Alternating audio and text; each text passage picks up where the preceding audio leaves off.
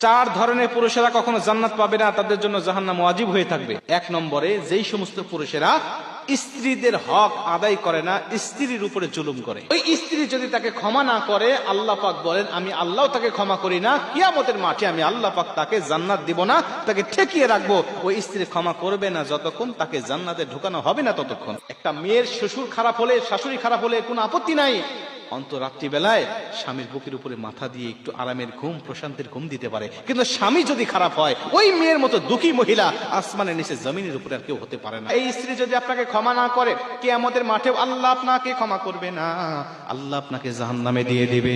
মুসলমান, 2 নম্বরে, ওই পুরুষদেরকে আল্লাহ পাক কখনোই ক্ষমা করবে না যেই পুরুষ মা বাবাকে ভাত দেয় না, মা বাবার হকগুলো আদায় করে না।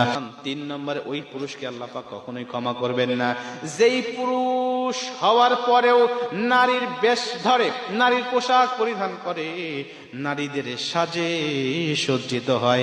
কানে দুল পরবে মহিলারা না পুরুষেরা? কি কানে দুল কারা পরবে? অনেক পুরুষের কানেও দুল দেখা যায়, কথা বলেন ঠিক কিনা? হাতে চুড়ি পরবে মহিলারা, কিন্তু অনেক পুরুষের হাতে চুড়ি দেখা যায় কি যায় না? ভাইরা আমার শুনে নেন, আবার যদি কোনো মহিলা পুরুষের সাথে সজ্জিত হয়, আল্লাহ পাক তাদেরকেও জাহান্নামে দিবেন। শুধু জাহান্নামে নয়, আল্লাহ পাক নিজে লানত করেন তাদের উপরে, ফেরেশতারা লানত করেন তাদের উপরে। যারা পুরুষ হয়ে মেয়ের পোশাক পরিধান করে, মেয়ের সাথে সজ্জিত হয়, অথবা যারা মেয়ে হয়ে পুরুষের সাথে সজ্জিত হয়, আমার আল্লাহ তাদেরকে কিয়ামতের মাঠে জাহান্নামে নিক্ষেপ করবে। 4 নম্বরে, ওই সমস্ত পুরুষদেরকে আল্লাহ পাক কিয়ামতের মাঠে জাহান্নামের মধ্যে ঢুকাবেন, তাদের জন্য কোনো ক্ষমা হবে না।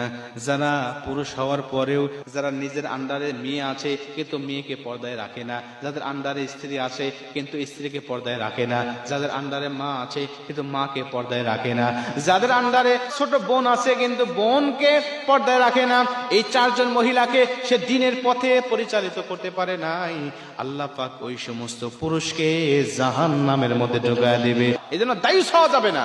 আপনার আন্ডারে যেই থাকুক না কেন, আপনি তাকে পর্দার সাথে পরিচালিত করবেন, আল্লাহ পাক অবশ্যই আপনাকে উত্তম প্রতিদান দান করবেন।